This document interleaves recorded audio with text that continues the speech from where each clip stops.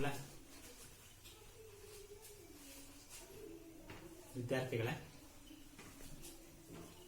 ನನ್ನ ಹೆಸರು ನರಸಿಂಹಮೂರ್ತಿ, ಬಾಬು ನರೇಂದ್ರ ಪ್ರೌಢಶಾಲೆ ಬಿಸ್ಲೇಹಳ್ಳಿ.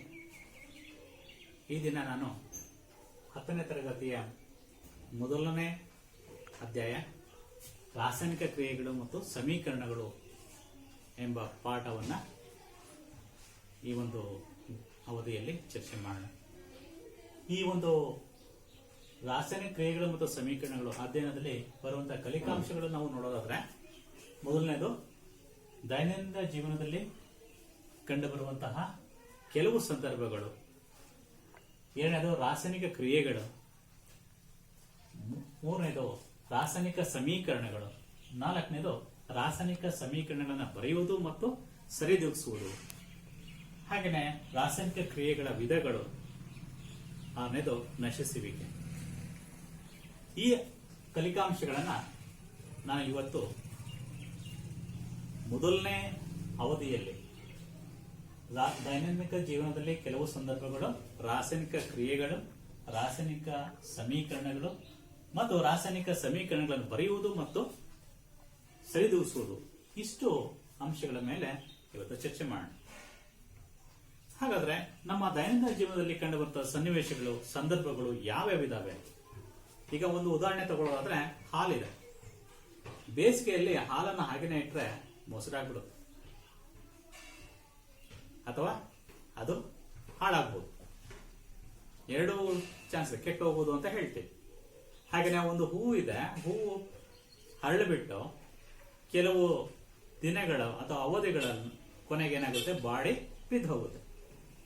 ಹಾಗೆಯೇ ಒಂದು ಸಸ್ಯದ ಒಂದು ಬೀಜ ಇದೆ, ಆ ಬೀಜವನ್ನ ನಾವು ನೆಲದಲ್ಲಿ ಹಾಕಿದ್ರೆ ಅದು ಮೊಳಕೆ ಹೊಡೆಯುತ್ತೆ, ಮೊಳಕೆ ಆಗಿಬಿಟ್ಟು ಸಸ್ಯವಾಗಿ ಬೆಳೆಯುತ್ತೆ. ಹೀಗೆ ಅನೇಕ ಸಂದರ್ಭಗಳನ್ನ ನಾವು ದೈನಂದಿನ ಜೀವನದಲ್ಲಿ ನೋಡ್ತಾ ಬರ್ತಾ ಇದ್ದೀವಿ. ಹಾಗಾದ್ರೆ ಈ ಬದಲಾವಣೆಗಳು ಏನ್ ಕಾಣಿಸ್ತಾ ಇದೆ? ಹಾಗೆ ಒಂದು ಸಂದರ್ಭದಲ್ಲಿ ನಾವು ಒಂದು ಪೇಪರ್ ಅನ್ನು ತಗೊಂಡು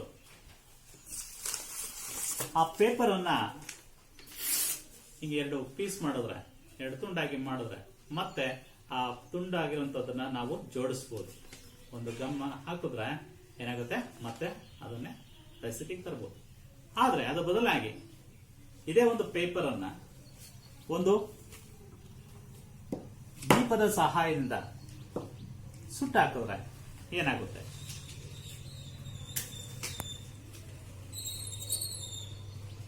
ವಿದ್ಯಾರ್ಥಿಗಳೇ ಗಮನಿಸಿ, ಈ ಪೇಪರ್ನ ಒಂದು ತುಂಡು ತಗೊಂಡಿದ್ದೇನೆ. ಇದನ್ನ ಹೀಗೆ ನಾನು ಬರ್ನ್ ಮಾಡ್ತಾ ಇದ್ದೀನಿ. ಬರ್ನ್ ಮಾಡಿದ್ಮೇಲೆ ಇಲ್ಲೇನಾಗ್ತಾ ಇದೆ ಅಂದ್ರೆ ಸುಡ್ತಾ ಇದೆ. ಆ ಸುಟ್ಟೋಗಿರೋಂಥದ್ದನ್ನ ನಾವಿಲ್ಲಿ ಸಂಗ್ರಹ ಮಾಡಿದ್ರೆ ಇಲ್ಲಿ ಬೂದಿ ನಿಮಗೆ ಕಾಣಿಸ್ತಾ ಇದೆ, ಬೂದಿ. ಈ ಬೂದಿಯಿಂದ ಮತ್ತೆ ಪೇಪರ್ ಮಾಡಲಿಕ್ಕೆ ಸಾಧ್ಯ ಇಲ್ಲ. ಇದು ಕೂಡ ಒಂದು ಬದಲಾವಣೆ.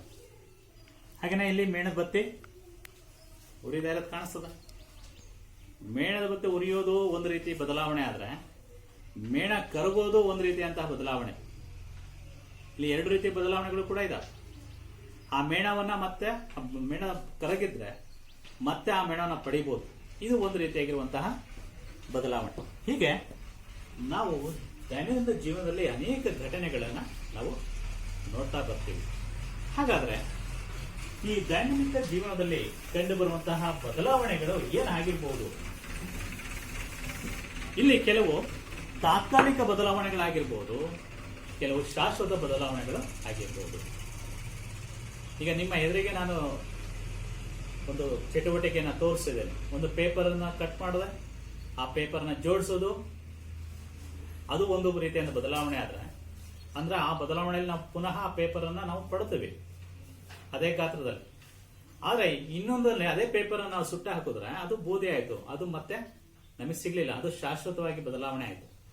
ಒಂದು ತಾತ್ಕಾಲಿಕ ಬದಲಾವಣೆ ನೋಡ್ತೀವಿ, ಇನ್ನೊಂದು ಶಾಶ್ವತ ಬದಲಾವಣೆಯನ್ನ ಈ ಒಂದು ಇದರಲ್ಲಿ ಗಮನಿಸ್ತೀವಿ. ಹಾಗಾದ್ರೆ ಈ ತಾತ್ಕಾಲಿಕ ಬದಲಾವಣೆಯನ್ನ ಎಂತ ಕರಿತೀವಿ ಅಂತಂದ್ರೆ, ನಾವು ಭೌತ ಬದಲಾವಣೆ ಅಂತ ಹೇಳಿ ಕರಿತೀವಿ.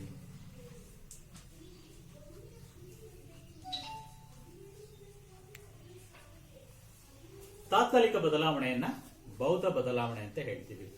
ಇದು ತಾತ್ಕಾಲಿಕವಾಗಿರುತ್ತೆ, ಮತ್ತೆ ಇದನ್ನ ಪುನಃ ನಾವು ಅದನ್ನ ಪಡಿಬಹುದು. ತಾತ್ಕಾಲಿಕ ಬದಲಾವಣೆ, ಅದನ್ನೇನಂತ ಕರಿತೀವಿ ನಾವು ಭೌತ ಬದಲಾವಣೆ, ಭೌತಿಕವಾಗಿ ಬದಲಾವಣೆ ಆಗೋದು. ಇನ್ನೊಂದು ಪೇಪರ್ ಬೂದಿ ಆಯ್ತು, ದಹಿಸ್ತು, ಅದನ್ನ ನಾವು ಶಾಶ್ವತ ಬದಲಾವಣೆ, ಅದನ್ನ ರಾಸಾಯನಿಕ ಬದಲಾವಣೆ ಅಂತೇಳಿ ಕರಿತೀವಿ.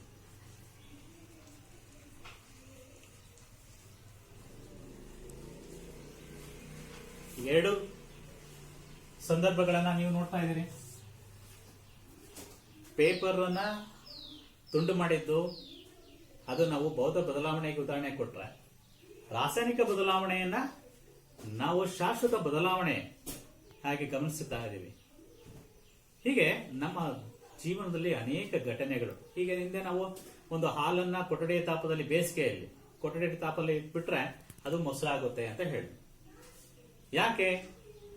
ಈಗ ಸೂಕ್ಷ್ಮಾಣು ಜೀವಿಗಳು ಅಧಿಕ ತಾಪದಲ್ಲಿ, ಅದರಲ್ಲೂ ಮುಖ್ಯವಾಗಿ 30 ರಿಂದ 40 ಡಿಗ್ರಿ ಸೆಲ್ಸಿಯಸ್ ತಾಪದಲ್ಲಿ ಅತಿ ಹೆಚ್ಚು ಕಾರ್ಯಚಟುವಟಿಕೆಯಿಂದ ಕೂಡಿರ್ತದೆ, ಕ್ರಿಯಾಶೀಲತೆಯಿಂದ ಕೂಡಿರ್ತದೆ. ಆ ಕ್ರಿಯಾಶೀಲತೆಯ ಪರಿಣಾಮವೇ ಆ ಹಾಲು ಮೊಸರಾಗಿತ್ತು. ಹಾಗೇನೆ ಒಂದು ಹಣ್ಣುಗಳನ್ನ, ದ್ರಾಕ್ಷಿ ಹಣ್ಣುಗಳನ್ನ ಹಾಗೇನೆ ಉದುಗ್ಲಿಕ್ಕೆ ಬಿಟ್ರೆ ಅದೇನಾಗುತ್ತೆ, ಕೊಳೆತು ಹೋಗ್ತದೆ, ಉದುಗು ಉಂಟಾಗುತ್ತೆ. ಅದಕ್ಕೆ ಕಾರಣ ಏನು? ಅಲ್ಲಿ ಇರುವಂತಹ ಕೆಲವಾರು ಸೂಕ್ಷ್ಮಾಣು ಜೀವಿಗಳ ಕಾರ್ಯಚಟುವಟಿಕೆ. ಹೀಗೆ ನಾವು ಎರಡು ಸಂದರ್ಭಗಳನ್ನ ನಾವು ನೋಡ್ತಾ ಇದ್ದೀವಿ. ಒಂದು ಭೌತ ಬದಲಾವಣೆ, ಇನ್ನೊಂದು ರಾಸಾಯನಿಕ ಬದಲಾವಣೆ. ಈಗ ನೀವು ಇಂದಿನ ತರಗತಿಯಲ್ಲಿ ಭೌತ ಬದಲಾವಣೆಗಳನ್ನ ಬಗ್ಗೆ ಚರ್ಚೆ ಮಾಡಿದ್ದೀವಿ, ಅನೇಕ ವಿಚಾರಗಳನ್ನು ನೀವು ತಿಳ್ಕೊಂಡಿದ್ದೀರಿ.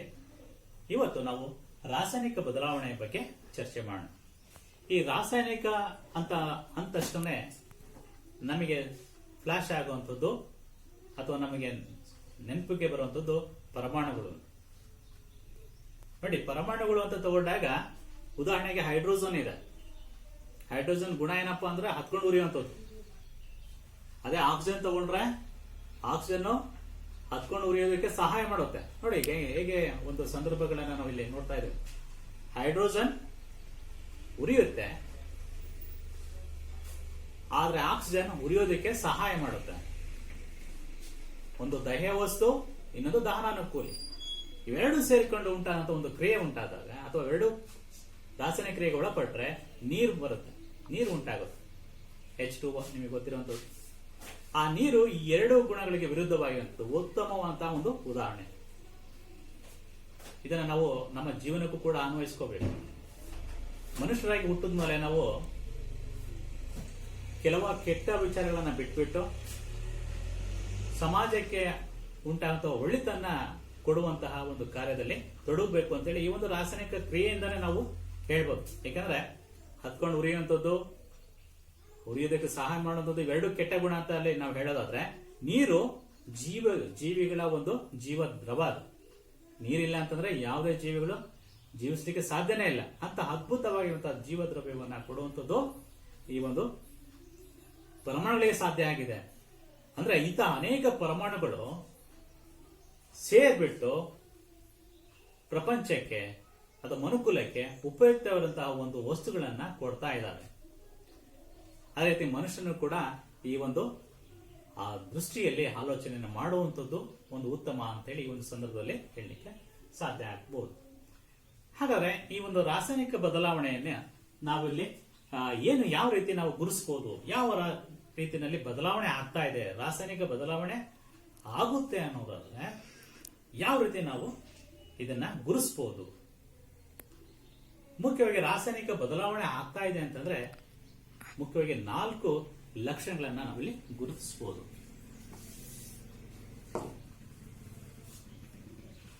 ಒಂದು, ಅವುಗಳ ಸ್ಥಿತಿಗಳಲ್ಲಿ ಬದಲಾವಣೆ ಆಗ್ಬೋದು.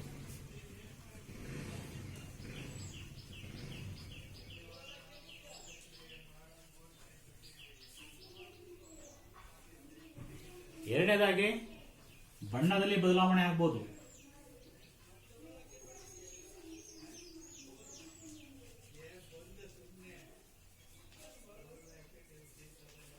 ಮೂರನೇದಾಗಿ ತಾಪದಲ್ಲಿ ಬದಲಾವಣೆ ಆಗ್ಬೋದು.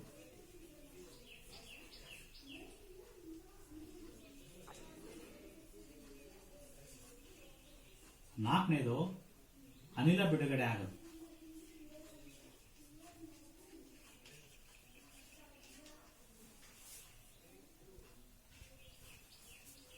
4 ಲಕ್ಷಣಗಳನ್ನ ನಾವು ಗುರುತಿಸಬಹುದು.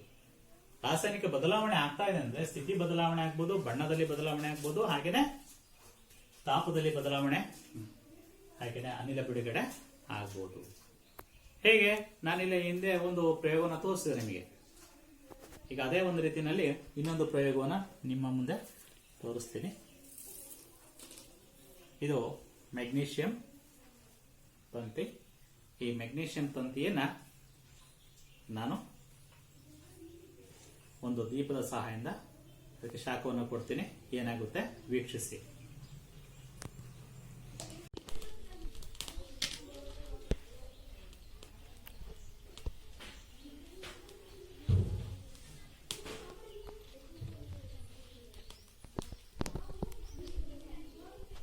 ವಿದ್ಯಾರ್ಥಿಗಳೇ, ಈಗ ನಾನು ಒಂದು ಮೆಗ್ನೀಷಿಯಂ ತಂತಿಯನ್ನು ತೆಗೆದುಕೊಂಡ್ಬಿಟ್ಟು ಅದನ್ನ ಸುಡ್ತಾ ಇದ್ದೀನಿ. ನೀವು ಗಮನಿಸ್ತಾ ಇದ್ದೀರಿ ಎಷ್ಟು ಪ್ರಕಾಶಮಾನವಾಗಿ ಉರಿತಾ ಇದೆ. ಇದನ್ನ ನಾವು ಈ ಒಂದು ಡಿಶ್ ಅಲ್ಲಿ ಸಂಗ್ರಹಿಸಿ ಇಟ್ಕೊಂಡಿದ್ದೀವಿ. ಇದು ಒಂದು ಬದಲಾವಣೆ. ಈಗ ನೀವು ಅಬ್ಸರ್ವ್ ಮಾಡ್ತಾ ಇದ್ದೀರಿ, ವೀಕ್ಷಣೆ ಮಾಡ್ತಾ ಇದ್ದೀರಿ, ಇಲ್ಲಿ ಶಾಖ ಬದಲಾವಣೆ ಆಗ್ತಾ ಇದೆ, ಶಾಖ ಬಿಡುಗಡೆ ಆಗ್ತಾ ಇದೆ. ಇದು ನೀವು ದೀಪಾವಳಿಯ ಸಂದರ್ಭದಲ್ಲಿ ಸುರುಸುರು ಬತ್ತಿ ಅಂತ ಕೇಳ್ತೀರಿ. ಆ ಸುರುಸುರು ಬತ್ತಿ ಕೂಡ ಇದೇ ರೀತಿಯಂತಹ ಒಂದು ಪ್ರಕಾಶಮಾನವಾಗಿ ಉರಿಯೋದು, ದಹಿಸೋದು ನೋಡ್ತೀವಿ. ಹಾಗೇನೆ ನಾವು ಪಟಾಕಿಗಳನ್ನ ಸುಡುವುದಾಗ್ಲಿ ಈ ರೀತಿ ಕ್ರಿಯೆಗಳು ಜರುಗ್ತಾ ಇರುತ್ತೆ. ಹಾಗಾದ್ರೆ ಈ ಒಂದು ಪ್ರಕ್ರಿಯೆಯಲ್ಲಿ ನಾವೇನ್ ಗಮನಿಸ್ತಾ ಇದ್ದೀವಿ, ಒಂದು ತಾಪ ಅಥವಾ ಸ್ಥಿತಿ ಬದಲಾವಣೆ. ನೋಡಿ, ಸ್ಥಿತಿಗಳಲ್ಲೂ ಕೂಡ ಬದಲಾವಣೆ ಆಗುತ್ತೆ. ಇಲ್ಲೊಂದು ನಿಮಗೆ ಇನ್ನೊಂದು ಚಟುವಟಿಕೆಯನ್ನ ಇಲ್ಲಿ ನಿಮಗೆ ತೋರಿಸ್ತೀನಿ. ಇದು ಒಂದು ಕಾನಿಕಲ್ ಗ್ಲಾಸ್.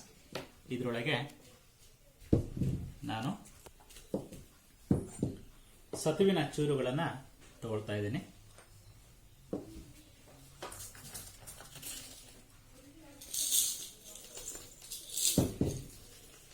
ಆ ಸತುವಿನ ಚೂರನ್ನ ಒಂದು ಕಾನಿಕಲ್ ಫ್ಲಾಸ್ಕ್ಗೆ ಹಾಕಿದ್ದೀನಿ. ಇದಕ್ಕೆ ಒಂದು ಆಮ್ಲವನ್ನ ಹಾಕ್ತಾ ಇದ್ದೀನಿ. ವಿದ್ಯಾರ್ಥಿಗಳಿಗೆ ಗಮನಿಸಿ, ಒಳಗಡೆ ಸತುವಿನ ಲೋಹದ ಚೂರುಗಳಿದೆ. ಹಾಗೆಯೇ ಇದಕ್ಕೆ ಆಮ್ಲವನ್ನ ನಾನು ಹಾಕ್ತಾ ಇದ್ದೀನಿ. ಕಾಣಿಸ್ತಾ ಇದೆ ಕ್ರಿಯೆ ಜರುಗ್ತಾ ಇರುವಂತದ್ದು. ಅನಿಲ ಹೊಗೆ ರೂಪದಲ್ಲಿ ಹೊರಗೆ ಬರ್ತಾ ಇದೆ. ಕಾಣಿಸ್ತಾ ಇದೆ ನಿಮಗೆಲ್ಲರಿಗೂ.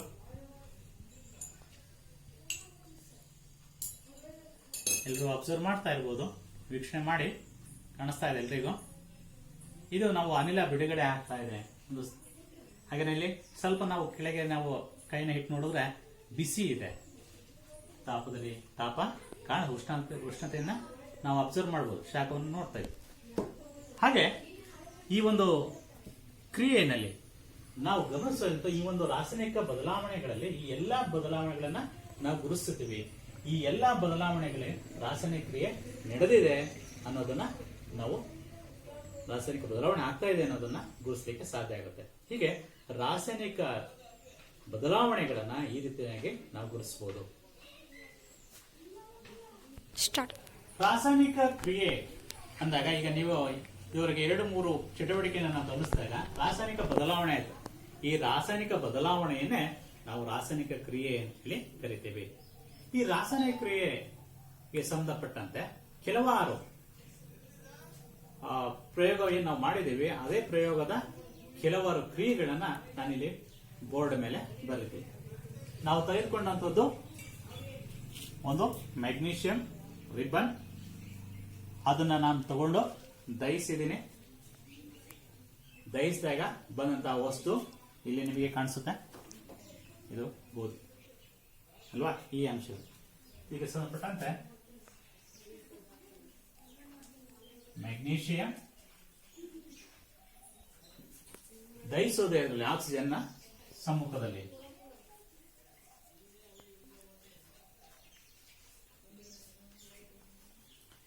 ಏನ್ ಕೊಡ್ತಾ ಇದೆ ಇಲ್ಲಿ? ಇದನ್ನೇ ಕೊಟ್ಟಿದ್ದು ಅಲ್ವಾ? ಇದೇನಪ್ಪ? Magnesium oxide.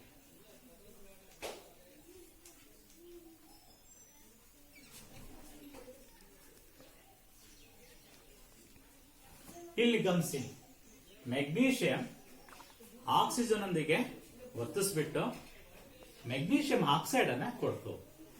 ಈ ಕ್ರಿಯೆ ನಿಮ್ಮ ಎದುರಿಗೆ ನಾವು ಚಟುವಟಿಕೆ ನೋಡಿದ್ವಿ, ನೀವು ನೋಡಿದ್ರಿ ಹೇಗೆ ಅದು ಪ್ರಕಾಶಮಾನವಾಗಿ ದಹಿಸ್ತು ಅಂತೇಳಿ. ಇದನ್ನ ನಾವು ರಾಸಾಯನಿಕ ಕ್ರಿಯೆ ಅಂತ ಹೇಳ್ತೀವಿ. ಬದಲಾವಣೆ ಆಯ್ತು, ಮೆಗ್ನೀಷಿಯಂ ಆಕ್ಸಿಜನ್ ವರ್ತಿಸ್ಬಿಟ್ಟು ಮೆಗ್ನೀಷಿಯಂ ಆಕ್ಸೈಡ್ ನ ಕೊಡ್ತು. ಇಲ್ಲಿ ಶಾಶ್ವತ ಬದಲಾವಣೆ. ಈ ಒಂದು ಆಕ್ಸೈಡ್ ಇಂದ ಮೆಗ್ನೀಷಿಯಂ ಆಕ್ಸೈಡ್ ಇಂದ ಮತ್ತೆ ನಾವು ಮೆಗ್ನೀಷಿಯಂ ಅನ್ನ ಸಪರೇಟ್ ಮಾಡ್ಲಿಕ್ಕೆ ಸಾಧ್ಯನೇ ಇಲ್ಲ. ಇದು ಹೊಸ ವಸ್ತು, ಹೊಸ ಉತ್ಪನ್ನವನ್ನ ನಾವಲ್ಲಿ ಗಮನಿಸ್ತೀವಿ. ಇಂತಹ ಒಂದು ಬದಲಾವಣೆಯನ್ನೇ ನಾವು ರಾಸಾಯನಿಕ ಕ್ರಿಯೆ ಅಂತ ಹೇಳಿ ಕರಿತೀವಿ. ವಿದ್ಯಾರ್ಥಿಗಳೇ, ಇದನ್ನ ನೋಟ್ ಮಾಡ್ಕೊಳ್ರಿ. ರಾಸಾಯನಿಕ ಕ್ರಿಯೆ ಅಂದ್ರೆ ಏನು ಅನ್ನೋದನ್ನ, ರಾಸಾಯನಿಕ ಕ್ರಿಯೆ ಅಂದ್ರೆ ಏನಪ್ಪಾ? ರಾಸಾಯನಿಕ ಬದಲಾವಣೆ, ವಸ್ತುವಿನಲ್ಲಿ ಅಂತ ರಾಸಾಯನಿಕ ಬದಲಾವಣೆನೆ ನಾವೆಂತ ಕರಿಬಹುದು? ರಾಸಾಯನಿಕ ಕ್ರಿಯೆ ಅಂತ ಹೇಳಿ ಕರಿತೀವಿ. ಹಾಗಾದ್ರೆ ಈ ರಾಸಾಯನಿಕ ಕ್ರಿಯೆಗಳನ್ನ ನಾವಿಲ್ಲಿ ತೋರಿಸಿದೀವಿ. ಈ ರಾಸಾಯನಿಕ ಕ್ರಿಯೆಗಳನ್ನ ಈ ರೀತಿ ನಾನು ಅಕ್ಷರದಲ್ಲಿ ಬರೆದಿದ್ದೀನಿ, ಪದಗಳಲ್ಲಿ ಬರೆದಿದ್ದೀನಿ. ಮೆಗ್ನೀಷಿಯಂ ಆಕ್ಸಿಜನ್, ಹಾಗೆ ಮೆಗ್ನೀಷಿಯಂ ಆಕ್ಸೈಡ್. ಇದನ್ನ ನಾವು ಪದಗಳಲ್ಲೇ ಬರೆದಿದ್ದೀನಿ. ಇದನ್ನ ನಾನು ಸಂಕೇತಗಳನ್ನ, ಅಣುಸೂತ್ರಗಳನ್ನ ಬಳಸಿದ್ರೆ ಏನಾಗುತ್ತೆ ನೀವೇ ನೋಡಿ. ಮೆಗ್ನೀಷಿಯಂನ ಸಂಕೇತ, ಮೆಗ್ನೀಷಿಯಂ ನಾವು ಧಾತುಗಳನ್ನ ನಾವು ಹಿಂದಿನ ತರಗತಿಗಳಲ್ಲಿ ನೋಡಿದ್ರೆ ಸುಮಾರು 92ಕ್ಕೂ ಹೆಚ್ಚು ಧಾತುಗಳನ್ನ ನಾವು ನೋಡ್ತೀವಿ. ಅದರಲ್ಲೂ 92 ಧಾತುಗಳು ಸ್ವಾಭಾವಿಕವಾಗಿ ಸಿಗುವಂತವು. ಇಂತಹ ಧಾತುಗಳಲ್ಲಿ ಈ ಆಕ್ಸಿಜನ್, ಹಾಗೇನೆ ಮೆಗ್ನೀಷಿಯಂ, ಹಾಗೇನೆ ಈ ಅನೇಕ ಧಾತುಗಳನ್ನ ನಿಸರ್ಗದಲ್ಲಿ ನೋಡ್ತೀವಿ. ಅವು ಯಾವ್ಯಾವ ರೀತಿಯಲ್ಲಿ ಇದಾವೆ, ಅವುಗಳ ಸಂಕೇತಗಳು ಏನು ಅನ್ನೋದ್ರ ಬಗ್ಗೆ ಇಂದಿನ ತರಗತಿಯಲ್ಲಿ ತಿಳ್ಕೊಂಡಿದ್ರೆ ನಾನು ನೇರವಾಗಿ ಈಗ ಆ ಸಂಕೇತಗಳನ್ನ ಬರಿತಾ ಹೋಗ್ತೀನಿ. ಮೆಗ್ನೀಷಿಯಂನ ಸಂಕೇತ ನಿಮಗೆ ಗೊತ್ತಿದೆ, ಹೌದು, ಅದು Mg.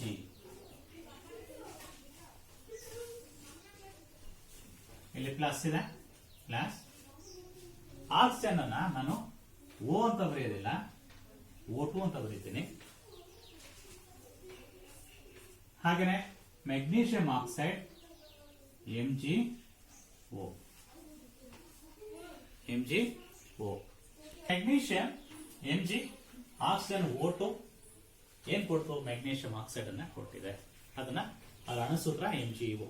ಇಲ್ಲಿ ನೀವು ಗಮನಿಸಬಹುದು, ಆಕ್ಸಿಜನ್ ಅಂತ ಬರೆದಿದ್ದೀನಿ, ಇಲ್ಲಿ O2 ಅಂತ ಹೇಳಿ ಬರೆದಿದ್ದೀನಿ. ಆಕ್ಸಿಜನ್ ಪರಮಾಣು ಸಂಕೇತ O, ಆದ್ರೆ ಇಲ್ಲಿ ಬರೆದಿರುವಂತದ್ದು O2.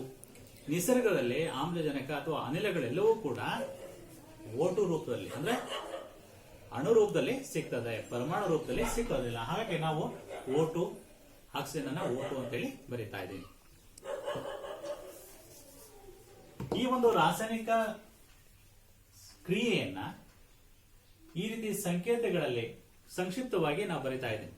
ಪದಗಳಲ್ಲೇ ಆಯ್ತು, ಆ ಪದಗಳಲ್ಲಿರೋದನ್ನ ಏನ್ ಮಾಡಿದ್ದೀನಿ, ಸಂಕ್ಷಿಪ್ತವಾಗಿ ಬರಿತಾ ಇದ್ದೀನಿ. ಹೇಗೆ ಅಂತಂದ್ರೆ ಅವುಗಳ ಸಂಕೇತ ಮತ್ತು ಅಣುಸೂತ್ರಗಳನ್ನ ಬರೆಸ್ಬಿಟ್ಟು. ಹೀಗೆ ಈ ಎರಡು ಪ್ರಕ್ರಿಯೆಗಳಲ್ಲಿ ನಾವು ಗಮನಿಸಿದಾಗ, ಒಂದು ಪದಗಳಲ್ಲಿ ಬರೆದಾಗ ಅದರ ಸಮಯವೂ ಕೂಡ ತುಂಬಾ ಜಾಸ್ತಿ ತಗೊಳುತ್ತೆ. ಹಾಗೇನೆ ಅದನ್ನ ಬರೆಯುವಾಗ ಅದರಲ್ಲಿರುವಂತಹ ಅಣುಗಳು ಅಥವಾ ಪರಮಾಣುಗಳು ಅಥವಾ ಅದರ ಒಂದು ಅಣುಸೂತ್ರದ ಸರಿಯಾದಂತಹ ಮಾಹಿತಿ ನಮಗೆ ಸಿಗೋದಿಲ್ಲ. ಆದ್ರೆ ಇಲ್ಲಿ ಸಂಕೇತಗಳನ್ನ ಬರೆದಾಗ ಅಥವಾ ಅಣುಸೂತ್ರಗಳನ್ನು ಬರೆದಾಗ ನಮಗೆ ಸುಲಭವಾಗಿ ಅದರಲ್ಲಿ ಎಷ್ಟು ಪ್ರಮಾಣದಲ್ಲಿ ಅಣುಗಳು ಅಥವಾ ಪರಮಾಣುಗಳು ಇದಾವೆ ಅನ್ನೋದು ಸುಲಭವಾಗಿ ಅರ್ಥ ಆಗುತ್ತೆ. ಇದರ ಸಂಕ್ಷಿಪ್ತ ನಿರೂಪಣೆಯೇ ನಾವು ರಾಸಾಯನಿಕ ಸಮೀಕರಣ ಅಂತ ಹೇಳಿ ಕರೆಯುವಂಥದ್ದು. ರಾಸಾಯನಿಕ ಕ್ರಿಯೆಯ ಸಂಕ್ಷಿಪ್ತ ನಿರೂಪಣೆ ಏನಿರುತ್ತೆ, ಆ ಸಂಕ್ಷಿಪ್ತ ನಿರೂಪಣೆಯೇ ನಾವು ರಾಸಾಯನಿಕ ಸಮೀಕರಣ ಅಂತ ಹೇಳಿ ಕರಿತೀವಿ. ಹಾಗಾದ್ರೆ ವಿದ್ಯಾರ್ಥಿಗಳೇ, ಇದನ್ನೇಂತ ಕರಿತೀವಿ? ರಾಸಾಯನಿಕ ಸಮೀಕರಣಗಳು.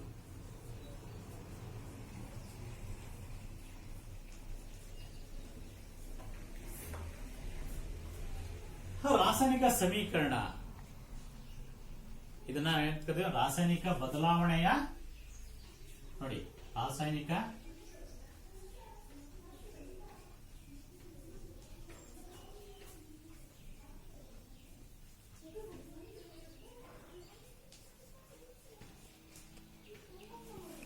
ಸಂಕ್ಷಿಪ್ತವಾಗಿರೋದು.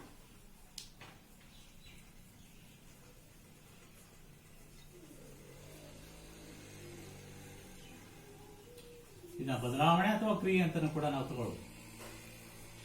ರಾಸಾಯನಿಕ ಕ್ರಿಯೆಯ ಸಂಕ್ಷಿಪ್ತ ನಿರೂಪಣೆ ಅಂತ ಕರಿತೀವಿ ನಾವು ರಾಸಾಯನಿಕ ಸಮೀಕರಣ ಅಂತ ಹೇಳಿ ಕರಿತೀವಿ. ಹಾಗಾದ್ರೆ ರಾಸಾಯನಿಕ ಸಮೀಕರಣ ಹೇಗಿರುತ್ತೆ ಅದನ್ನ ಒಂದು ಉದಾಹರಣೆಯನ್ನ ತಗೊಳ್ಳೋಣ. ಇಲ್ಲಿ ನಾವೊಂದು ಸಮೀಕರಣವನ್ನು ಬರೆದಿದ್ದೇನೆ. Magnesium plus oxygen gives rise to magnesium oxide. ಅದನ್ನ ಸಂಕೇತಗಳಲ್ಲಿ ಬರೆದಾಗ magnesium Mg, oxygen O2 gives rise to MgO, magnesium oxide. ಇದು ರಾಸಾಯನಿಕ ಸಮೀಕರಣವನ್ನ ಬರೆಯುವಂತ ವಿಧಾನ. ಅಣುಸೂತ್ರಗಳು ಸಂಕೇತಗಳನ್ನ ಬಳಸ್ತೀವಿ, ಅದನ್ನ ಸಂಕ್ಷಿಪ್ತವಾಗಿ ನಾವು ಬರೀತೀವಿ. ಹಾಗಾದ್ರೆ ಇದರಲ್ಲಿ ಏನೇನಿದೆ, ಏನೇನು ಒಳಗೊಂಡಿದೆ ಅಲ್ಲ ಅದನ್ನ ನಾವು ನೋಡೋದಾದ್ರೆ ಇಲ್ಲಿ ಎರಡು ಪ್ರಮುಖವಾಗಿರುವಂತಹ ವಸ್ತುಗಳನ್ನ ನಾವಿಲ್ಲಿ ಗಮನಿಸ್ತೀವಿ. ಮಧ್ಯದಲ್ಲಿ ಬಾಣದ ಗುರುತಿದೆ, ಅದರಿಂದ ಎಡಗಡೆ ಇರುವಂತದ್ದು ಇದನ್ನು ನಾವು ಪ್ರತಿವರ್ತಕ ಅಂತ ಹೇಳ್ತೀವಿ.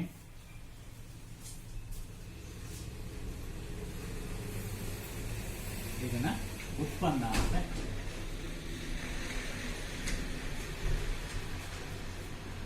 ಪ್ರತಿವರ್ತಕಗಳು ಎರಡಿರ್ಬೋದು, ಮೂರಿರ್ಬೋದು. ಹಾಗೇನೆ ಉತ್ಪನ್ನಗಳು ಎರಡಿರ್ಬೋದು, ಮೂರಿರ್ಬೋದು. ಒಟ್ಟಾರೆ ಬಾಣದ ಗುರುತಿಂದ ಹಿಂದ್ಗಡೆ ಇರುವಂತದ್ದು ಬಲಭಾಗದಲ್ಲಿ ಅವನೇಂತ ಕರಿತೀವಿ ನಾವು ಪ್ರತಿವರ್ತಕಗಳು. ಹಾಗೇನೆ ಇವನ್ನ ಉತ್ಪನ್ನಗಳು, ಬಾಣದ ಗುರುತಿನ ಮುಂದೆ ಇರುವಂತದ್ದನ್ನ ಉತ್ಪನ್ನಗಳು ಅಂತ ಹೇಳಿ ಕರಿತೀವಿ. ಹಾಗಾದ್ರೆ ಈ ಪ್ರತಿವರ್ತಕ ಮತ್ತು ಉತ್ಪನ್ನಗಳ ನಡುವೆ ಇರುವಂತಹ ಬಾಣದ ಗುರುತು ಏನ್ ಹೇಳುತ್ತೆ?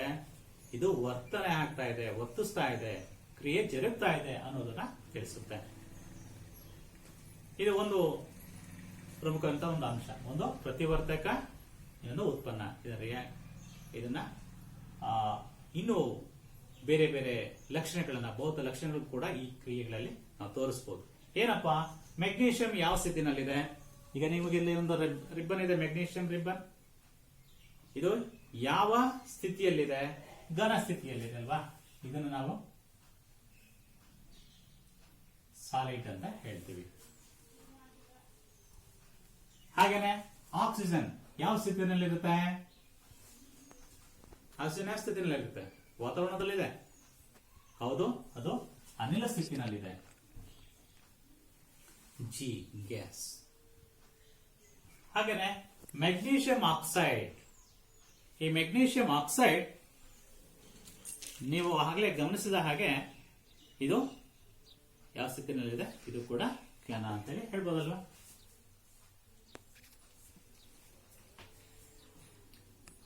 ಈ ರೀತಿಯಾದಂತಹ ವಸ್ತುವಿನ ಭೌತ ಸ್ಥಿತಿನೂ ಕೂಡ ನಾವಲ್ಲಿ ತೋರಿಸಬೇಕಾಗುತ್ತೆ.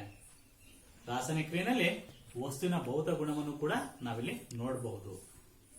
ಹಾಗೇನೆ ಯಾವ್ಯಾವ ಎಷ್ಟೆಷ್ಟು ಪರಮಾಣುಗಳ ಸಂಖ್ಯೆಯಲ್ಲಿ ಇದಾವೆ ಅನ್ನೋದನ್ನು ಕೂಡ ಗುರುತಿಸಬಹುದು. ಇದ್ರ ಜೊತೆಗೆ ಮತ್ತೊಂದು ಪದವನ್ನು ಬಳಸ್ತೀವಿ, ಇಲ್ಲಿ AQ ಅಂತೇಳಿ ಹೇಳ್ತೀವಿ.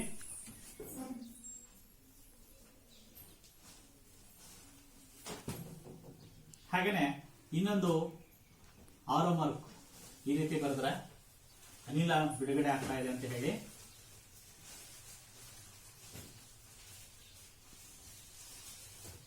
ಹಾಗೇನೆ ಆರೋ ಮಾರ್ಕ್ ಕೆಳಗಿದ್ರೆ ಅದನ್ನ ಒತ್ತಡ ಅಂತ ಹೇಳಿ ಕರಿತೀವಿ. ಉಷ್ಣವನ್ನ ನಾವು ಕೊಡುವಾಗ ಬಾಣದ ಗುರುತಿನ ಮೇಲೆ ಈ ರೀತಿ ಕೊಟ್ಟಿವಿ. ಮೆಗ್ನೀಷಿಯಂ ತಂತಿಯನ್ನ ನಾವು ಸುಡಬೇಕಾದ್ರೆ ಶಾಖವನ್ನು ಕೊಟ್ಟಿವಿ. ಶಾಖವನ್ನು ಕೊಟ್ಟಾಗ ಅದು ಮೆಗ್ನೀಷಿಯಂ ಆಕ್ಸೈಡ್ ಆಗಿ ಪರಿವರ್ತನೆ ಆಗ್ತದೆ. ಹೀಗೆ ಈ ಒಂದು ಕೆಲವಾರು ಸಂಕೇತಗಳನ್ನು ಬಳಸಿ ರಾಸಾಯನಿಕ ಸಮೀಕರಣಗಳನ್ನ ಬರೆಯುವಂತಹ ವಿಧಾನವನ್ನ ನಾವು ತಿಳ್ಕೋಬೇಕಾಗುತ್ತೆ. ಯಾಕಂದ್ರೆ ನೀವೇನಾದ್ರೂ SSLC ನಂತರ ವಿಜ್ಞಾನ ವಿಷಯವನ್ನ ನಿಮ್ಮ ಪದವಿ ಪೂರ್ವದಲ್ಲಿ ತೆಗೆದುಕೊಂಡ್ರೆ, ಕಾಲೇಜಿನಲ್ಲಿ ತಗೊಂಡ್ರೆ, ಅಲ್ಲಿ ಪ್ರಮುಖವಾಗಿ ಒಂದು ರಸಾಯನಶಾಸ್ತ್ರ ಒಂದು ಸಬ್ಜೆಕ್ಟ್ ಇರುತ್ತೆ. ಆ ಸಬ್ಜೆಕ್ಟ್ ಅಭ್ಯಾಸ ಮಾಡ್ಬೇಕಾದ್ರೆ ಇವೆಲ್ಲವೂ ಕೂಡ ಮತ್ತೆ ಪುನಃ ಅಲ್ಲಿ ನೀವು ಕಲಿತೀರಿ. ಹಾಗಾಗಿ ಮೂಲಭೂತವಾಗಿ ಇವುಗಳ ಸಂಕೇತ, ಪರಮಾಣುಗಳ ಸಂಕೇತ, ಅಣುಸೂತ್ರಗಳು, ಇದನ್ನು ನೀವು ಚೆನ್ನಾಗಿ ನೆನಪಲ್ಲಿ ಇಟ್ಕೊಂಡ್ರೆ ಆ ಒಂದು ಸಂದರ್ಭದಲ್ಲಿ ನಿಮಗೆ ತುಂಬಾ ಅನುಕೂಲ ಆಗುತ್ತೆ, ಉಪಯುಕ್ತತೆ ಬರುತ್ತೆ ಅಂತೇಳಿ ಹೇಳ್ಬೋದು. ಇಷ್ಟು. ಈಗ ಇಲ್ಲಿ ನಾವು ಒಂದು ಸಮೀಕರಣವನ್ನು ಗಮನಿಸಿ. Magnesium, oxygen magnesium oxide. ಇದು ರಾಸಾಯನಿಕ ಸಮೀಕರಣ. ಈ ರಾಸಾಯನಿಕ ಸಮೀಕರಣ ನಾವು ಸೂಕ್ಷ್ಮವಾಗಿ ಗಮನಿಸಿದ್ರೆ ಎಡಭಾಗ ಮತ್ತು ಬಲಭಾಗದಲ್ಲಿರುವಂತಹ ಸಂಖ್ಯೆಗಳಲ್ಲಿ ವ್ಯತ್ಯಾಸವನ್ನ ನಾವು ಗಮನಿಸ್ತೀವಿ. ಇಲ್ಲಿ ನೋಡಿ, ಈ ಪ್ರತಿವರ್ತಕಗಳಲ್ಲಿ ಮೆಗ್ನೀಷಿಯಂ ಸಂಖ್ಯೆ ಎಷ್ಟಿದೆ, ಈ ಕಡೆ ಎಷ್ಟಿದೆ, ಉತ್ಪನ್ನದಲ್ಲಿ ಸಂಖ್ಯೆ ಎಷ್ಟಿದೆ, ಆಮೇಲೆ ಆಮ್ಲಜನಕ ಎಷ್ಟು ಸಂಖ್ಯೆ ಇದೆ, ಹಾಗೇನೆ ಉತ್ಪನ್ನದಲ್ಲಿ ಆಮ್ಲಜನಕ ಎಷ್ಟು ಇದೆ. ಇದು ನಾವು ರಾಶಿಗಳನ್ನ ಅಥವಾ ಸಂಖ್ಯೆನ ತಗೋಬಹುದು ಅಥವಾ ರಾಶಿಗಳನ್ನ ತಗೋಬಹುದು. ರಾಶಿಗಳಲ್ಲೂ ಕೂಡ ವ್ಯತ್ಯಾಸವನ್ನ ನಾವು ನೋಡ್ತೀವಿ. ಹಾಗಾದ್ರೆ ಈ ಒಂದು ವ್ಯತ್ಯಾಸ ಹೀಗೇನೆ ಬಿಟ್ಬಿಟ್ರೆ ಸರಿಯಾಗುತ್ತಾ? ಯಾವುದೇ ಕಾರಣಕ್ಕೂ ನಾವು ರಾಶಿಯನ್ನ ಸೃಷ್ಟಿ ಮಾಡೋದಕ್ಕಾಗ್ಲಿ ಅಥವಾ ನಾಶಪಡಿಸೋದಕ್ಕಾಗ್ಲಿ ಸಾಧ್ಯ ಇಲ್ಲ. ಇದು ರಾಶಿ ಸಂರಕ್ಷಣಾ ನಿಯಮದ ಪ್ರಕಾರ ಈ ಒಂದು ರಾಶಿಗಳಲ್ಲಿ ಯಾವುದೇ ರೀತಿಯಂತಹ ವ್ಯತ್ಯಾಸ ಆಗಬಾರದು. ಎಡಭಾಗ ಏನಿರುತ್ತೆ ಬಲಭಾಗದಲ್ಲೂ ಕೂಡ ಅಷ್ಟೇ ರಾಶಿಯನ್ನ ಹೊಂದಿರಬೇಕಾಗುತ್ತೆ. ಪ್ರತಿವರ್ತಕಗಳಲ್ಲಿ ಎಷ್ಟಿರುತ್ತೆ, ಉತ್ಪನ್ನಗಳಲ್ಲೂ ಅಷ್ಟೇ ಇರುತ್ತೆ ಈ ಸಂರಕ್ಷಣಾ ನಿಯಮದ ಪ್ರಕಾರ. ಹಾಗಾದ್ರೆ ಏನ್ ಮಾಡಬೇಕು? ಪ್ರತಿವರ್ತಕಗಳನ್ನ ಉತ್ಪನ್ನಗಳಿಗೆ ಸರಿದೂಗಿಸಬೇಕು. ಈ ರೀತಿ ಸಮೀಕರಣಗಳನ್ನ ಸರಿಪಡಿಸುವುದನ್ನೇ ರಾಸಾಯನಿಕ ಸಮೀಕರಣಗಳನ್ನ ಸರಿದೂಗಿಸುವುದು ಅಂತ ಹೇಳಿ ಹೇಳ್ತಾರೆ. ಹಾಗಾದ್ರೆ ಈ ಒಂದು ಫಲಿತಾಂಶದಲ್ಲಿ ಹೇಗೆ ರಾಸಾಯನಿಕ ಸಮೀಕರಣಗಳನ್ನ ನಾವು ಸರಿದೂಗಿಸಬಹುದು ಅನ್ನೋದನ್ನ ನೋಡೋಣ.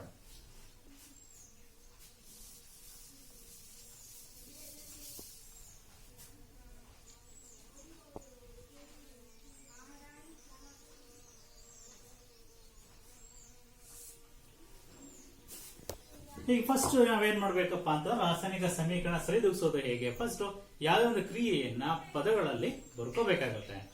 ಈಗ ಉದಾಹರಣೆಗೆ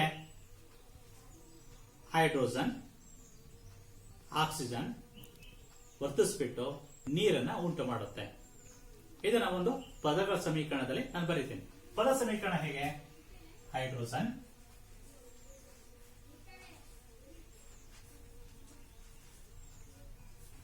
ಪ್ಲಸ್ ಯಾರನ್ನಾಗೆ ಸೇರಿ ವರ್ತಿಸುತ್ತೆ? ಆಕ್ಸಿಜನ್ ನಲ್ಲಿ.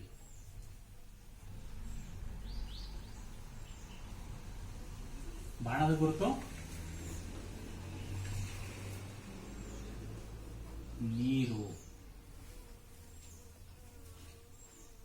ಇದು ಪದ ಸಮೀಕರಣ. ಇದನ್ನ ನಾವು ಸಂಕ್ಷಿಪ್ತವಾಗಿ ನಾವು ಬರೀಬೇಕು. ರಾಸಾಯನಿಕ ಸಮೀಕರಣ ರೂಪದಲ್ಲಿ ಬರೀಬೇಕು. ಹೇಗೆ? ಹೈಡ್ರೋಜನ್ಗೆ ಅಣುಸೂತ್ರ.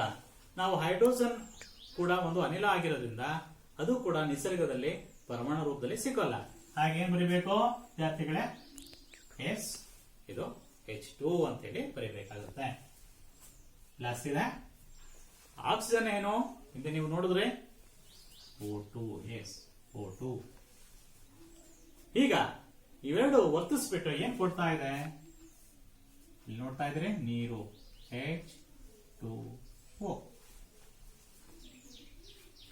ಇದು ಸಮೀಕರಣ. ಹಾಗಾದ್ರೆ ಇವುಗಳ ಸ್ಥಿತಿಗಳನ್ನ ಬರೆಯೋಣ. ಹೈಡ್ರೋಜನ್ ಯಾವ ಸ್ಥಿತಿನಲ್ಲಿರುತ್ತೆ? ಹೌದು, ಅದು ಅನಿಲ ಸ್ಥಿತಿನಲ್ಲಿರುತ್ತೆ.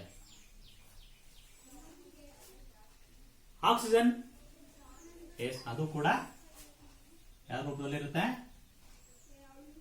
ಗ್ಯಾಸಿಯಸ್ ಸ್ಟೇಟ್, ಅನಿಲ ಸ್ಥಿತಿನಲ್ಲಿ ಇರುತ್ತೆ. ನಿಮಗೆ ಗೊತ್ತಿದೆ ಸ್ಥಿತಿಗಳು ಅಂತ 3: ಘನ, ದ್ರವ, ಅನಿಲ ಅಲ್ವಾ? ಹಾಗಾದ್ರೆ ನೀರು ಯಾವ್ದ್ರಲ್ಲಿರುತ್ತೆ? ಸ್ಮಾಲ್ ಲೆಟರ್ ಬರೀಬೇಕು. ಎಲ್ ಅಂತ ಹೇಳಿ ಲಿಕ್ವಿಡ್. ನೋಡಿ, ಅನಿಲ, ಅನಿಲ, ಇದು ದ್ರವ. ಅರ್ಥ ಆಗ್ತಾ ಇದೆ? ಈಗ ಈ ಸಮೀಕರಣಗಳಲ್ಲಿ ನಾವು ರಾಶಿ ಸಂಘರ್ಷಣ ನಿಯಮದ ಪ್ರಕಾರ ಪ್ರತಿವರ್ತಕಗಳು ಅಲ್ವಾ? ಇವೆರಡು ಕೂಡ ಪ್ರತಿವರ್ತಕ.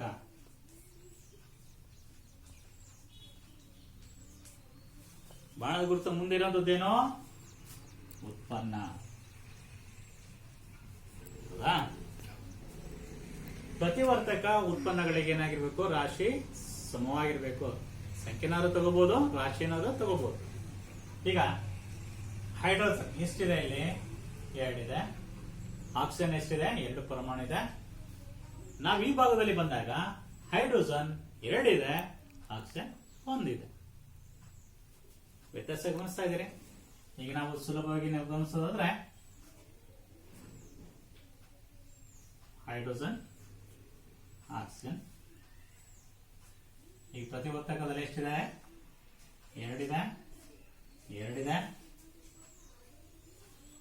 ಈಗ ಉತ್ಪನ್ನಗಳಲ್ಲಿ ಎಷ್ಟಿದೆ? ಅಲ್ಲೂ ಕೂಡ 2 ಹೈಡ್ರೋಜನ್ ಇದೆ. ಆದ್ರೆ ಆಕ್ಸಿಜನ್ ಎಷ್ಟಿದೆ? ಒಂದಿದೆ. ಇಲ್ಲಿ ವ್ಯತ್ಯಾಸವನ್ನು ಗಮನಿಸ್ತೀವಿ. ಹಾಗಾಗಿ ಈ ಪ್ರತಿವರ್ತಕಗಳು ಉತ್ಪನ್ನಗಳಿಗೆ ಸಮವಾಗಬೇಕು. ಈ ಸರಿದೂಗಿಸ್ಬೇಕಾದ್ರೆ ನಾವೊಂದು ಒಂದು ಬಾಕ್ಸ್ ಅನ್ನ ಹಾಕೋಣ. ಬಾಕ್ಸ್ ಹಾಕ್ತೀನಿ ನಾನು. ಇದು ಹಾಕೋ ಉದ್ದೇಶ ನಿಮಗೆ ಸುಲಭವಾಗಿ ಅರ್ಥ ಆಗಲಿ ಅಂತ ಹೇಳಿ ವಿದ್ಯಾರ್ಥಿಗಳೇ. ಈ ನಾನು ಏನು ಚೌಕ ಹಾಕಿದ್ದೀನಿ, ಇದ್ರ ಒಳಗೆ ಯಾವುದೇ ಕಾರಣಕ್ಕೂ ಏನು ಬದಲಾವಣೆ ಮಾಡೋಂಗಿಲ್ಲ ಅಂತ. ನಾವಲ್ಲೇ ಹತ್ರ ಏನು ಬದಲಾವಣೆ ಮಾಡೋಂಗಿಲ್ಲ. ಆ ಚೌಕ ಬಿಟ್ಟು ಹೊರಗೆ ಹಿಂಭಾಗದಲ್ಲೇ ನಾವು ಅವುಗಳ ಸಂಖ್ಯೆಗಳನ್ನ ಬದಲಾಯಿಸಲಿಕ್ಕೆ ಅವಕಾಶ ಇದೆ ಹೊರತು ಒಳಭಾಗದಲ್ಲಿ ಏನು ಮಾಡೋಂಗಿಲ್ಲ. ಹೀಗೆ ಇದು ಒಂದು ರೀತಿನಾಗಿ. ಇನ್ನೊಂದು ಹಂತ ಏನಪ್ಪಾ ಅಂತಂದ್ರೆ, ನಾವು ಪ್ರಾರಂಭ ಮಾಡಬೇಕು ಅಂತಂದ್ರೆ ಅನಿಲಗಳನ್ನ ನಾವು ಫಸ್ಟಿಗೆ ಮೊದಲಿಗೆ ಪ್ರಯಾರಿಟಿನ ಕೊಡಬೇಕಾಗುತ್ತೆ. ಪ್ರಿಫರೆನ್ಸ್ ಫಸ್ಟ್ ಅದನ್ನು ತಗೋಬೇಕು. ಆದ್ರೆ ಇಲ್ಲಿ ಎರಡೂ ಕೂಡ ಅನಿಲನೇ. ಹಾಗೆ ಇದರಲ್ಲಿ ಯಾವುದನ್ನು ತಗೊಂಡ್ರು ಕೂಡ ಆಗುತ್ತೆ. ಆಮೇಲೆ ಇನ್ನೊಂದು ಅಂಶವನ್ನ ಗಮನಿಸಬೇಕು. ಯಾವುದು ಹೆಚ್ಚು ಪ್ರಮಾಣಗಳಿರುತ್ತೆ ಆ ಹೆಚ್ಚು ಪ್ರಮಾಣಗಳಿರುವಂತಹ ಗುಂಪನ್ನ ನಾವು ಮೊದಲಿಗೆ ಆಯ್ಕೆ ಮಾಡ್ಕೋಬೇಕಾಗುತ್ತೆ. ಈಗ ಈ ಲಿಸ್ಟ್ರಲ್ಲಿ ಹೆಚ್ಚು ಪ್ರಮಾಣ ಗುಂಪನ್ನು ಹೊಂದಿರುವಂತದ್ದು ಯಾವ್ದಪ್ಪ ಅಂತಂದ್ರೆ ನೀರು ಅಲ್ವಾ? ಎಷ್ಟು ಪ್ರಮಾಣಗಳಿದೆ ನೋಡಿ. ಹೈಡ್ರೋಜನ್ ಎರಡಿದೆ, ಒಂದಿದೆ. ಹಾಗೆ ಇಲ್ಲಿರೋದು ಎಷ್ಟು? ಎರಡಿದೆ. ನಾವು ಅದನ್ನ ಎರಡು ಮಾಡೋದು ಹೋಗಿ ನಾನು ಮೊದಲೇ ಹೇಳಿದ್ರೆ ಬಾಕ್ಸ್ ಹಾಕ್ಬಿಟ್ಟಿದ್ದೀನಿ, ಅಲ್ಲೇನು ಮಾಡಂಗಿಲ್ಲ. ಇಲ್ಲಿ ಹಾಕೋಂಗೇ ಇಲ್ಲ, ಹಾಕ್ಬಾರ್ದು. ಅಥವಾ ಹೊರಗಡೆ ಕೂಡ ಇಲ್ಲಿ ಕೆಳಗಡೆ ಕೂಡ ಹಾಕೋಂಗಿಲ್ಲ. ನಾವೇನಿದ್ರು ಹಿಂಭಾಗದಲ್ಲಿ ಹಾಕ್ಬೇಕಾಗತ್ತೆ. ನಾವು ಈಗ ಒಂದು ಹಾಕಿದ್ದೀನಿ ಅನ್ಕೋಣ. ಪ್ರಾರಂಭ ಮೊದಲನೇ ಸ್ವಾಭಾವಿಕ ಸಂಖ್ಯೆ ನಾವು 0 ಮತ್ತು ಬಿಟ್ಬಿಡಿ. 1 ಮೊದಲನೇದು, 2, 3, 4 ಹಿಂಗೆ. ಒಂದು ಇದೆ, ಒಂದು ಬರೆದ್ರು ಒಂದೇ ಬಿಟ್ಟರು ಒಂದೇ. ಇದರಿಂದ ಇದನ್ನ ಗುಣಿಸ್ಬೇಕು ನಾವು. ಯಾವುದೇ ಕಾರಣ ಕೂಡಂಗಿಲ್ಲ. 1 + 2 ಅನ್ನಂಗಿಲ್ಲ. 1 × 2, 2 ಒಂದ್ಲೆ 2. ಸರಿನಾ? ಹಾಗೆ ಇಲ್ಲೂ ಕೂಡ ಏನೂ ಇಲ್ಲ ಅಂದ್ರೆ ಒಂದಿದೆ ಅಂತ ಅರ್ಥ. ಇಲ್ಲೂ ಕೂಡ ಗುಣಿಸ್ಬೇಕೆ ಹೊರತು ಕೂಡಂಗಿಲ್ಲ. 1 ಒಂದ್ಲೆ 1. ಸರಿನಾ? ಹಾಗೇನೆ ಈಗ ಏನು ವ್ಯತ್ಯಾಸ ಆಗ್ಲಿಲ್ಲ, ಅಷ್ಟೇ ಬಂತು. ಈಗ ಒಂದಾಗ್ಬೇಕು, ನಾವೇನ್ ಮಾಡ್ಬೇಕು? ಬದಲಾವಣೆ ಮಾಡೋಣ. ಒಂದಾದ್ಮೇಲೆ ಎರಡನೇ ಸಂಖ್ಯೆ ಅಂತಂದ್ರೆ ಏನು ಅಲ್ವಾ? ಹೇಳಾಕಣ. ಹಾಗೇನತ್ತೆ ಈಗ ಗುಣಿಸ್ಬೇಕು. ಮೊದಲೇ ಹೇಳಿದೆ ನಿಮಗೆ, ಯಾವುದನ್ನೇ ಆಗ್ಲಿ ಗುಣಿಸ್ಬೇಕು ಅಂತ ಹೇಳಿ. 2 2 4. ಇಲ್ಲಿ ನಾವು 2 ಎಷ್ಟಾಯ್ತು? 4 ಆಯ್ತು. ಇಲ್ಲಿ ಎಷ್ಟಿದೆ? ಒಂದಿದೆ. 2 ಒಂದ್ಲೆ 2. ಎಷ್ಟಾಯ್ತು? 2 ಆಯ್ತು. ಈಗ ಈ ಸಂಖ್ಯೆ ಏನಿದೆ ಯಾವ್ದು ಸಂಬಂಧಪಡುತ್ತೆ? ಎರಡಕ್ಕೂ ಸಂಬಂಧಪಡುತ್ತೆ. ನಾವು ಇಲ್ಲಿ ನೋಡಿದಾಗ ಹೈಡ್ರೋಜನ್ಗೂ ಸಂಬಂಧಪಡ್ತು, ಆಕ್ಸಿಜನ್ಗೂ ಕೂಡ ಸಂಬಂಧಪಡುತ್ತೆ. ಆದ್ರೆ ಈ H2 ಅನ್ನುವಂಥದ್ದು ಕೆಳಗಿರುವಂತದ್ದು ಇದಕ್ಕೆ ಮಾತ್ರ ಸಂಬಂಧಪಡುವಂಥದ್ದು, ಇದಕ್ಕೆ ಬರೋದಿಲ್ಲ. ಹಾಗೆ ನಾವು ಇಲ್ಲಿ ಏನ್ ನೋಡಿದ್ದೇವೆ? 2 ಒಂದ್ಲೆ 2, ಅಲ್ಲಿಗೆ 2 ಆಕ್ಸಿಜನ್ ಆಯ್ತು. 2 2 4 ಹೈಡ್ರೋಜನ್ ಆಯ್ತು. ಈಗ ಆಕ್ಸಿಜನ್ ಏನೋ ಸರಿ ಆಯ್ತು. ಆದ್ರೆ ಹೈಡ್ರೋಜನ್ ಇಲ್ಲಿ ನಾವು ಇಲ್ಲಿ 2ನ್ನ ನಮೂದಿಸಿದ ತಕ್ಷಣ ಆ ಹೈಡ್ರೋಜನ್ ಸಂಖ್ಯೆಯಲ್ಲೂ ಕೂಡ ಬದಲಾವಣೆ ಆಯ್ತು. ಅಲ್ಲಿ 4 ಆಯ್ತು. ಆಗ ನಾವು ಹೈಡ್ರೋಜನ್ ಇರುವಂತಹ ಜಾಗದಲ್ಲಿ ನಾವು ಪ್ರತಿವರ್ತಕದ ಕಡೆ ಬರೋಣ. ಇಲ್ಲಿ ಎಷ್ಟಿದೆ? ಹೈಡ್ರೋಜನ್ 2 ಇದೆ. ಈಗ ಇಲ್ಲಿ ಏನು ಇಲ್ಲ ಅಂತಂದ್ರೆ ಒಂದಿದೆ ಅಂತೇಳಿ 1 2 2 ಅಷ್ಟೇ. ಒಂದಾದ್ಮೇಲೆ 2 ಹಾಕೋಣ. 2 2 4.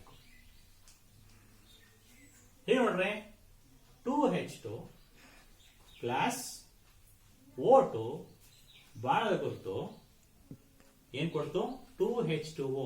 2 ಅಣು ನೀರನ್ನ ಉಂಟು ಮಾಡಿತು. ಅರ್ಥ ಆಗ್ತದೆ? ಇಲ್ಲಿ ಕೂಡ 2 ಇದೆ ಆಕ್ಸಿಜನ್, ಹೈಡ್ರೋಜನ್ 4 ಆಯ್ತು. ಈ ಕಡೆ ಉತ್ಪನ್ನ ಕಡೆ ಕೂಡ 4 ಹೈಡ್ರೋಜನ್ ಆಯ್ತು, 2 ಆಕ್ಸಿಜನ್ ಆಯ್ತು. ಈಗ ನಿಮಗೆ ಒಂದು ಸಂಖ್ಯೆಗಳನ್ನ ಗುಣಿಸುವಂತದನ್ನ ಇಲ್ಲಿ ನಿಮಗೆ ಹೇಳ್ಕೊಡ್ತೀನಿ, ಯಾವ ರೀತಿ ಬದಲಾವಣೆ ಆಗ್ತದೆ, ಯಾವ ರೀತಿ ನಾವು ನೆನಪಲ್ಲಿ ಇಟ್ಕೋಬೇಕು ಅಂತೇಳಿ. ಉದಾಹರಣೆಗೆ ನಾನು ಒಂದು NaCl ಅಂತ ತಗೊಂಡು, ಸೋಡಿಯಂ ಕ್ಲೋರೈಡ್, ಇದೆರಡೂ ಕೂಡ ಒಂದೊಂದೇ ಇದೆ ಪರಮಾಣುಗಳು. ಸ್ವಲ್ಪ ಬೇರೆ ಬೇರೆ ಇರುವಂತದನ್ನ ನಾವು ತಗೊಳ್ಳೋದಾದ್ರೆ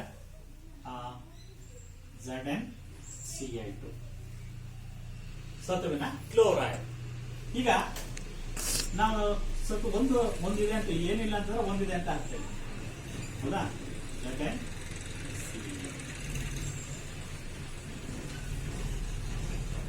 ಸರಿನಾ? Zn ಎಷ್ಟಿದೆ? ಒಂದಿದೆ. Cl ಎಷ್ಟಿದೆ? 2 ಇದೆ. ಈಗ ನಾನು ಒಂದು ಇಲ್ಲ ಅಂದ್ರೂ ಕೂಡ ಒಂದಿದೆ ಅಂತ ಅರ್ಥ. ಈಗ 2 ಹಾಕೋತೇನೆ, ಈಗ ಏನಾಗುತ್ತೆ? ಗುಣಿಸ್ಬೇಕು. ನಾನು ಹೇಳಿದೆ ಗುಣಿಸ್ಬೇಕು.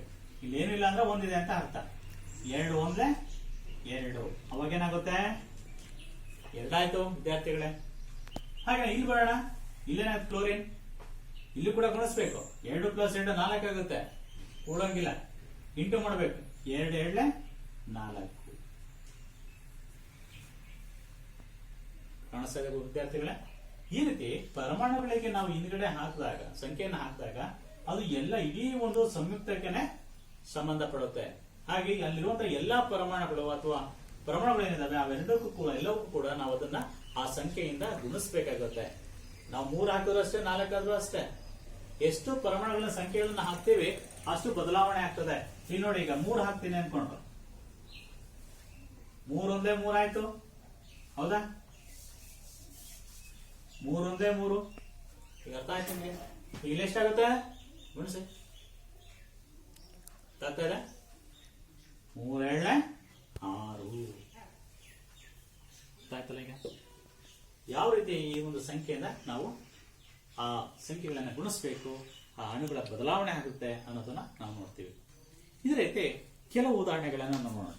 ಇನ್ನು ಕೆಲವಾರು ಉದಾಹರಣೆ ಇದನ್ನ ವಿದ್ಯಾರ್ಥಿಗಳೇ ನೋಟ್ ಮಾಡಿಕೊಡ್ರೆ, ಇಲ್ಲಿರುವಂತಹ ಸಮೀಕರಣ, ಹಾಗೇನೆ ಸಮೀಕರಣ ಸರಿದೂಗಿಸಿದ ಮೇಲೆ ಹೇಗಾಗುತ್ತೆ, ಇದನ್ನ ನಾವು ಸರಿದೂಗಿಸಿದ ಸಮೀಕರಣ ಅಂತ ಹೇಳ್ತೀವಿ. ಇದನ್ನೇ ನಾವೆಂತ ಕರೆಯುವಂಥದ್ದು? ಸರಿದೂಗಿಸಿದ ಸಮೀಕರಣ.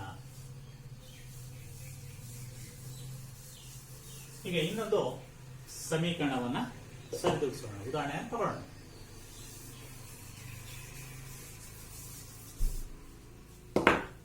ನನಗೆ ಸಿಂಪಲ್ ಆಗಿರೋ ನೋಡೋಣ. Na ಪ್ಲಸ್ Cl2 ಬೇಡ,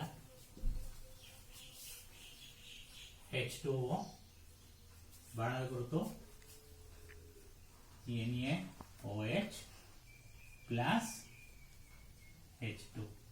ಇದು ಅನಿಲ ಆಗಿರೋದ್ರಿಂದ ಅನಿಲ ಬಿಡುಗಡೆ ಆಗ್ತದೆ ಅಂತ ಹೇಳಿ ಆರಂಭಕ್ಕನ್ನ ತೋರಿಸ್ತಾ ಇದ್ದೀನಿ. ಇಲ್ಲಿ ಪಕ್ಕದಲ್ಲಿ ಪತ್ರವನ್ನ ಹೇಳ್ತೀವಿ. ಇದು ಘನ, ಸಾಲಿಡ್. ಇದ್ಯಾವುದು? ನೀರು, ಲಿಕ್ವಿಡ್. ಇಲ್ಲಿ ಒತ್ತಡ ಜಲೀಯವನ್ನು ನೋಡ್ತಿದ್ದೇವೆ, ಹಾಗೆ ಹೈಡ್ರೋಜನ್, ಅನಿಲ. ಇದು ನಾವು ಒಂದು ಸಮೀಕರಣ. ಇದನ್ನ ಸರಿದೂಗಿಸ್ಬೇಕು. ಸರಿದೂಗಿಸೋದು ಹೇಗೆ? ನಾನು ಹಿಂದೆ ಹೇಳಿದ ಹಾಗೆ ಫಸ್ಟ್ ಏನ್ ಮಾಡ್ಬೇಕು, ನಾವು ಅತಿ ದೊಡ್ಡ ಪರಮಾಣು ಗುಂಪನ್ನ ತೆಗೆದುಕೋಬೇಕಾಗುತ್ತೆ. ಅತಿ ದೊಡ್ಡ ಪರಮಾಣು ಗುಂಪು ಅಂತಂದ್ರೆ ಅದು ಇಲ್ಲಿ ಸೋಡಿಯಂ ಹೈಡ್ರಾಕ್ಸೈಡ್, NaOH.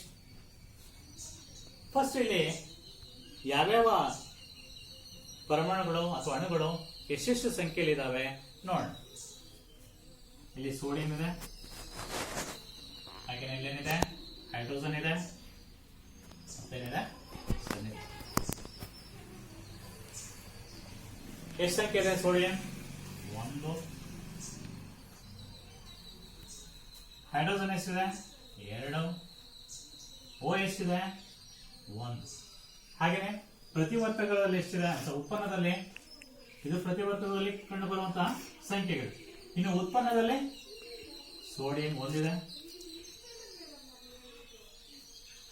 ಹೈಡ್ರೋಜನ್ ಎಷ್ಟಿದೆ ನೋಡಿ, ಹೈಡ್ರೋಜನ್ ಇಲ್ಲಿ ಎಷ್ಟಿದೆ ಗಮನಿಸಿ, ಇಲ್ಲಿ ಹೈಡ್ರೋಜನ್ 2, ಇಲ್ಲಿ ನಡುವೆ ಪ್ಲಸ್, ಇಲ್ಲೊಂದಿದೆ, ಅಲ್ಲಿಗೆ 2 + 1 3.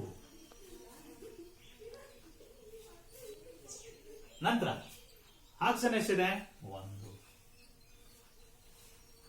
ಇಲ್ಲಿ ಗಮನಿಸಿ, ಸೋಡಿಯಂ ಪ್ರತಿವರ್ತಕದಲ್ಲೂ 1, ಉತ್ಪನ್ನದಲ್ಲೂ 1, ಹೈಡ್ರೋಜನ್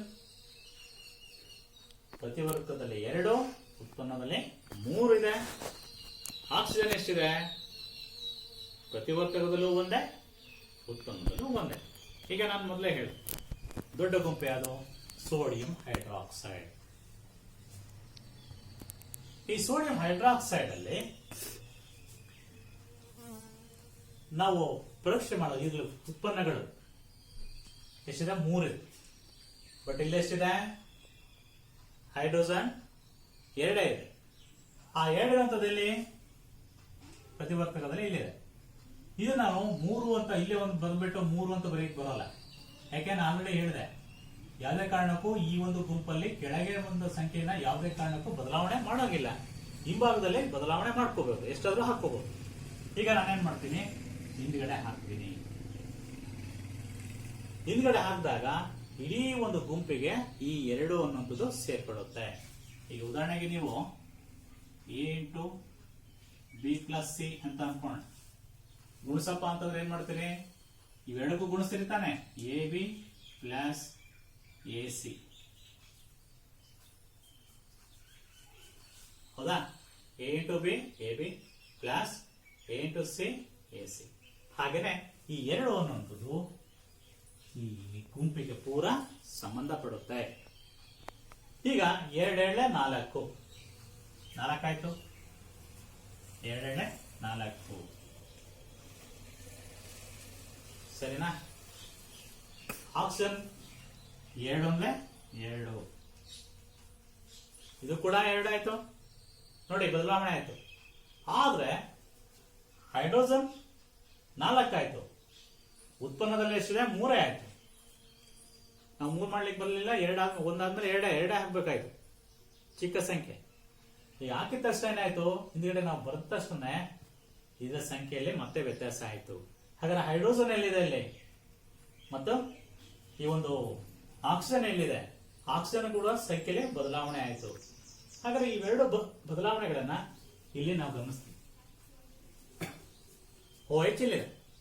ಹೀಗೇನ್ ಮಾಡೋದು ನಾವು, ಅದನ್ನ ಹಿಂದ್ಗಡೆ 2 ಹಾಕೋಣ. 1 ಹಾಕ್ಲಿಕ್ಕೆ ಬರಲ್ಲ, 1 ಹಾಕಿರು ಒಂದೇ ಬಿಟ್ರು ಒಂದೇ, 2 ಸ್ಟಾರ್ಟ್ ಮಾಡಿ ನೋಡೋಣ ಏನಾಗುತ್ತೆ. ಸೋಡಿಯಂ ಎಷ್ಟಾಯ್ತು, 2 × 2. ಹೈಡ್ರೋಜನ್ ಎಷ್ಟಾಯ್ತು, 2 × 2 ಪ್ಲಸ್ 2 ಇಲ್ಲಿದೆ, 2 + 2 ಎಷ್ಟಾಯ್ತು 4 ಆಯ್ತು. ಆಕ್ಸಿಜನ್ ಎಷ್ಟಿದೆ, 2 × 2, ಇಲ್ಲೂ 2 ಇದೆ, ಇಲ್ಲೂ 2 ಇದೆ, ಇಲ್ಲೂ 4 ಆಯ್ತು, ಇಲ್ಲೂ 4 ಆಯ್ತು. ಹೈಡ್ರೋಜನ್ ಮತ್ತು ಆಕ್ಸಿಜನ್ ಸರಿ ಆಯ್ತು. ಆದ್ರೆ ಸೋಡಿಯಂ ಬದಲಾವಣೆ ಆಯ್ತು. ಉತ್ಪನ್ನದಲ್ಲಿ 2 ಬಂತು. ಈ 2 ಅನ್ನೋದು ಪೂರ ಇಡೀ ಸಂಯುಕ್ತಕ್ಕೆ ಸಂಬಂಧಪಡುತ್ತೆ. ಹೀಗಾಗಿ ಏನಾಯ್ತು, 2 ಇಡೀ ಸಂಯುಕ್ತದಲ್ಲಿರುವಂತ ಎಲ್ಲಾ ಪರಮಾಣುಗಳನ್ನ ನಾವು ಗುಣಿಸಬೇಕಾಗುತ್ತೆ. ಹಾಗೆ ಸೋಡಿಯಂ 2 ಆಯ್ತು ಉತ್ಪನ್ನದಲ್ಲಿ, ಆದ್ರೆ ಪ್ರತಿವರ್ತಕದಲ್ಲಿ ಸೋಡಿಯಂ 1 ಇದೆ. ಹಾಗಾಗಿ ನಾವು ಇಲ್ಲಿ 2 ಅಂತ ಹಾಕಿ ಬರೋದಿಲ್ಲ, ನಾವೇನ್ ಹೇಳಿದ್ವಿ, ಹಿಂದ್ಗಡೆನೆ ಹಾಕ್ಬೇಕು. ಅವಾಗ 2 × 2. ಈಗ ಸಮೀಕರಣವನ್ನು ನೋಡೋಣ.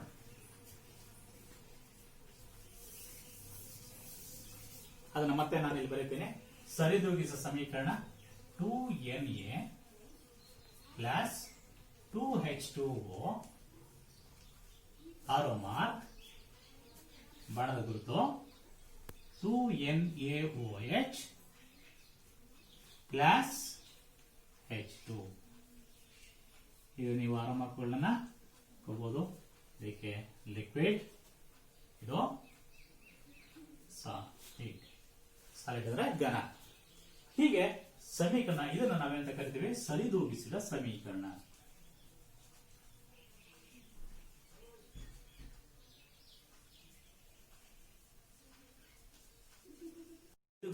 ನಾವು ನೋಡಬಹುದು. ಇನ್ನು ನೀವು ಮನೆಗಳಲ್ಲಿ ಇನ್ನೂ ಸುಲಭವಾಗಿರೋ ಸರಳವಾಗಿರುವಂತಹ ಸಮೀಕರಣಗಳನ್ನ ಬರ್ಕೊಂಡ್ಬಿಟ್ಟು ಅವುಗಳನ್ನ ನೀವು ಮನೆಯಲ್ಲಿ ಪ್ರಾಕ್ಟೀಸ್ ಮಾಡಿದ್ರೆ ಇನ್ನೂ ಸುಲಭವಾಗಿ ಅರ್ಥ ಆಗ್ತದೆ. ಆ ಶಿಕ್ಷಕರ ಸಮ್ಮುಖದಲ್ಲಿ ಚರ್ಚೆ ಮಾಡಿ ಇನ್ನೂ ಅದನ್ನ ಪರಿಪಕ್ವವಾಗಿ ಆಗಲಿಕ್ಕೆ ಸಾಧ್ಯ ಆಗ್ತದೆ. ವಿದ್ಯಾರ್ಥಿಗಳೇ, ಈ ಒಂದು ರಾಸಾಯನಿಕ ಸಮೀಕರಣ ಸರಿದೂಗಿಸೋದು ನೀವೆಲ್ಲ ತಿಳ್ಕೊಂಡ್ರೆ ಈ ಒಂದು ಅವಧಿನಲ್ಲಿ ಇಲ್ಲಿವರೆಗೂ ನಾವು ನಿಲ್ಲಿಸೋಣ. ಮುಂದಿನ ಅವಧಿನಲ್ಲಿ ಮುಂದಿನ ಕಲಿಕಾಂಶಗಳನ್ನ ನೋಡೋಣ. ಈಗ ನಿಮಗಾಗಿ ಗೃಹಪಾಠ. ಮೊದಲನೇದಾಗಿ ರಾಸಾಯನಿಕ ಬದಲಾವಣೆ ಮತ್ತು ಭೌತ ಬದಲಾವಣೆಗಳಿಗಿರುವ ವ್ಯತ್ಯಾಸವೇನು? ಎರಡನೇದು ರಾಸಾಯನಿಕ ಕ್ರಿಯೆ ಎಂದರೇನು? ಹಾಗೆ ಮೂರನೇದು ರಾಸಾಯನಿಕ ಸಮೀಕರಣ ಅಂದ್ರೆ ಏನು? ಉದಾಹರಣೆ ಕೊಡಿ. ಹಾಗೆ ಇಲ್ಲಿ ಕೊಟ್ಟಿರುವಂತಹ ಸಮೀಕರಣಗಳನ್ನ ಸರಿದೂಗಿಸಬೇಕು. ಈ ಮೇಲಿನ ಸಮೀಕರಣಗಳನ್ನ ಕೂಡಿಸಿ. ಈ ಎರಡು ಸಮೀಕರಣಗಳನ್ನ ಸರಿದೂಗಿಸಿ. ಇದಕ್ಕೇನಾದರೂ ಸಮಸ್ಯೆ ಇದ್ರಾದ್ರೆ ನೀವು ಶಿಕ್ಷಕರೊಡನೆ ಮತ್ತೊಮ್ಮೆ ಚರ್ಚೆ ಮಾಡಿ ಅದನ್ನ ಸರಿಪಡಿಸ್ಕೊಳ್ಳಿ. ಇದುವರೆಗೂ ಈ ಒಂದು ಹೊತ್ತಿಗೆ ಮುಂದಿನ ಕಲಿಕಾಂಶಗಳ ಬಗ್ಗೆ ತಿಳ್ಕೊಳ್ಳೋಣ. ಧನ್ಯವಾದ.